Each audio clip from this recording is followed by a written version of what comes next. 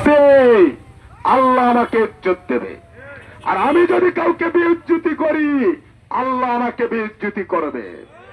আমি কথা দিচ্ছি 3,75,227 জন রংপুর একের ভোটার, আমি সকল ভোটারের মুখে হাসি ফোটানো সম্ভব না, তবে চেষ্টা করব।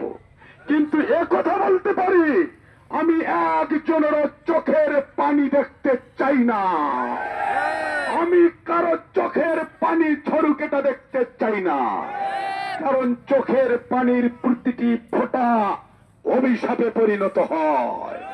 আর এই অভিশাপে আমার কারণে যদি কারো চোখের পানি ঝরে, সেই অভিশাপে আমি অভিশপ্ত মানুষ হিসাবে জাতির কাছে উপস্থাপিত হব।